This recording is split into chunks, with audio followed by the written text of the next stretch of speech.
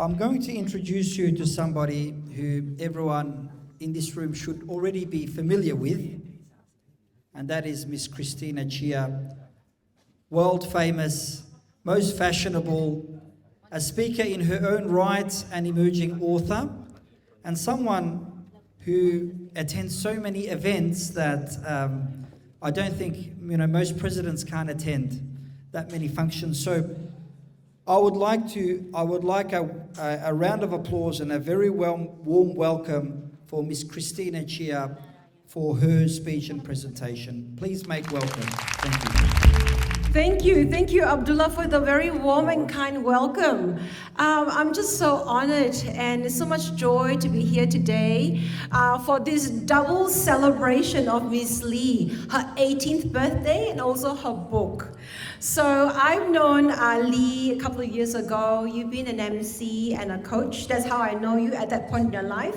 But as I read your book, I know you play many roles. You're a nurse, you're an educator, you're a friend, you're a mother, you're a wife.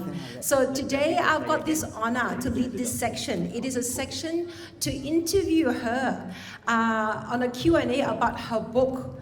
I read a few pages, not all of it yet, but as I'm reading the few pages, I got the gist of it. It's a book of heart, a book of honesty and grace. So today, I hope that this segment, the next 10 minutes, you get to have a glimpse about her book, her heart, and her grace. So without further ado, please have a round of applause for our author, Miss Lee. Woo! Welcome. Take a seat. What a privilege and an honor. I look up to her, to Christina, love her so much, and I think the first time we've met, but I was the MC and moderator of the Chinese... The Australian Asia That's Business right. Women's Association. Definitely. And I remember, and when you came on stage, that was the first time I saw Lee on stage. I thought to myself, who is this amazing lady? She just walked up there without a script. She stood at the front here, pivoted, as the name of the book, Pivot Point, and she just says, "Good evening, everyone," and we were all so impressed. So thank you for that so joy. much. That was 2 years ago. So thank you so much for coming, and such an honor for you to be here and now be the moderator, and I'll be the sitting down. I was the one asking questions before. Now it's my turn. I know. I hope I do you justice, though. Well, I hope I'll do my own justice as well. We love impromptus. I love impromptus. So it's nice to speak from the heart, isn't it, ladies and gents? Are we all awake? Hello? There you go. You're here. You're back to earth. I'm day off today as an MC. I'm now an author at this time. But I don't think you ever have a day off. It's so natural for you to be what you're doing. Oh, So, thank you. All right, I've got so many questions. I was reading Lee's book, right? So I have to have like how many? 1, 2, 3, about 10 questions to ask you. Hopefully we've got 10? I know. Okay. Okay, let's start. Okay, so what's your pivot point? As like this story needs to be written, right? You said it needs to be written, it needs to be shared. So what's pivot point? Wow, what a big question. Because my book is about the pivot point. I had 3 pivots, actually, just to let you know. For those who have read the book, don't spill anything. Okay, I'll spill it. Okay, it's the first was when I lost my dad. He had untimely death, obviously. The second pivot when in 2018, I got pregnant. I didn't know what happened. So with having a newborn, I felt like it was a new beginning, but you'll get to know more about this in that book as well. And the third pivot for me was when I transitioned from a full-time clinical nurse, educator, executive to doing the business for 8 years right now. So when it comes to the pivot, I think I focus more on that. It's all about the loss, the pain, and the self-doubt, actually, because just give me one more second. I'm really shy, right? I don't love talking. But one of the biggest pivots, which is my dad, I felt like when he suddenly left the world, I was really shattered, to be honest. Every time I wrote a chapter, I always stopped. That's why it took 7 years. Because I felt like I couldn't move on because I wasn't healed. It wasn't easy because as a nurse myself, I blame myself that I wasn't able to assess him before it all happened. I was so busy looking after other people, saving other people's lives, but I wasn't able to save my dad. So for me, with that, I felt like it was really painful, but he gave me that inspiration to write. I'll tell you more later on. Next question, please. I know. I read that. I read about your loss, and I'm so sorry about that. And I think when you lose something so precious, there's always lessons to be learned. Definitely. I don't know, like sort of, I read some parts of it, but maybe to share with the audience today, what are the key lessons that taught you with the pain? Ooh. Pain is just one of those things that we have to encounter. Without the pain, we won't be able to see ourselves what's next after that. In every pain, you can rise. That's why for me, with so much pain that I had many, many years ago, I never ever felt like there is something more for me. Without the pain, I won't be able to pause. Without the pain, I won't be able to self-discover what else can I do? How can I re-divert myself? Because a lot of people in this world, globally, no matter what your culture is, whenever there is pain, challenges, setback, what do? You just snap and say, I don't want to do this. I'm not good enough. Or I think this is not for me. Sometimes we have the tendency to give up. Sometimes we tell ourselves like, maybe I'm too old, maybe I'm too young, maybe I'm just really not ready. You know, all those things. But pain teaches me to rise and be brave and be bold, to learn, to continue with my mission, to serve, to lead, and to uphold. How's that? Oh, love it, love it, love Thank it. you. Thank you so much. I love that how you turn all your adversities into something positive. Definitely. Yeah, Thank you. and reading this book, I noticed that it's actually for a wide audience, right? Yes. Young and old, Definitely. female and male.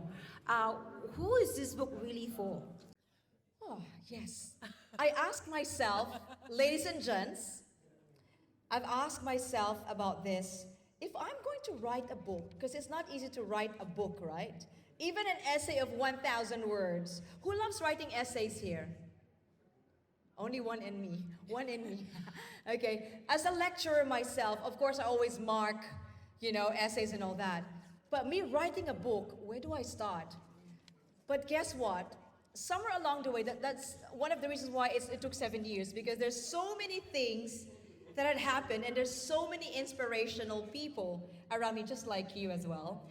And in all of the things that I do, I gather different pieces from other people. You know, like a puzzle, I took one piece to one person up to the other and make it as my own, right? And having said that, I want to write this book for those people who are brave like you, like us, but still standing at a crossroad, right?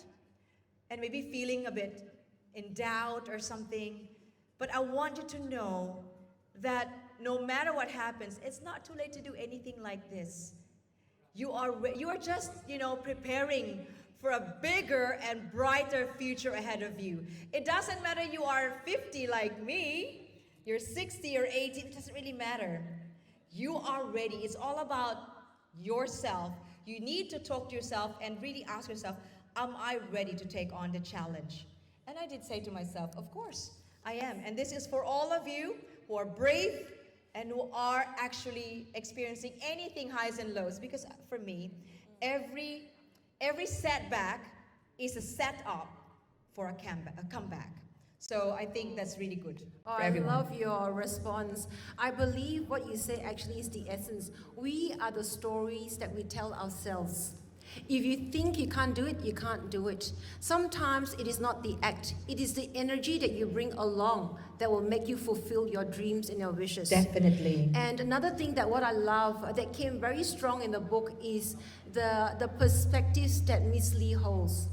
The differing perspectives will set you free. The differing perspectives that you hold will make you achieve the things that you want in your life. And another thing that what I love is that nothing is impossible. We are all limitless because we are the stories we tell ourselves. And believe it or not, if you asked me 10 years ago, would I be sitting here speaking? I'll say, no way. I will never like to public speak. I know you need to speak because of work and for meetings, but public speaking is never my forte. But because we've got people like Miss Lee around, I've learned a lot over the years. Thank you. And if anyone can do it, you can do it. It's again those stories that we hold in our minds. All right, on that, right, I wanted to ask you, turning 18 and beyond. 18 all the time. 18 and beyond. So, what does it mean to live half a century beyond the candles, beyond the cheers? And I know, this is the new 50. Look at her; she looks amazing for 50. Do you believe I'm 50? Nah? Okay, let's give them $100 each, please. They're being paid. From Christina Chia, though. Anyways, 50 for me is freedom, right? Who are 50 here? Only 2, 3? Who are 60 here? Who are 30s, on the 30s? 20s? Ralph? Who are in their 40s right now? See, there you go. We are all in one room, being together as one, regardless of the age, color, religion, sex, or nationality. And for me, 50 is freedom. And with 50, I would say, because I'm inspired every day, especially now you're here, this is really a dream come true. You're here with me. I'll give you 3 G's that I've just thought right now. Being 50 is, for me, is all about gratitude. I love impromptus today. Gratitude, being grateful on what you do, and also that grand power. You are empowered in a way, and never give up on anything. So no matter what, and no matter what the distractions is doing at the end of the day, being 50, like me, we don't have time with all the distractions around us.